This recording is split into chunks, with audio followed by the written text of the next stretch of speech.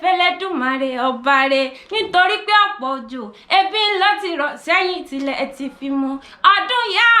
gbé wá o àbòyún ilé kí wọ́n bìtìbìtì rẹ̀ àgàn kí wọ́n tọwọ́ àlàbòsùn ire gbogbo kó máa bá wa gbénú lé iṣẹ́ wa ò ní dìṣẹ́ àtàjèrè káàrèrè ọjà jẹ 2023 elections tí ń bọ̀ lọ́nà yìí ọlọ́run ọba ò ní jó yíwọ́ ilé wa ò ní gbóná bẹ́ẹ̀ sì ni ọ̀nà ò sì ní nà wá ẹ mọ́ dùgbẹ̀ abẹ́ ẹ mọ́ dùgbẹ̀ ẹ mọ́ dùgbẹ̀dùgbẹ̀ àdánbí ti rọ̀ lókè ètò mo ní towó tọmọ ṣáà ní kọ́mọ ọ̀rọ̀ lọ́dẹ̀ ẹ̀ta wá.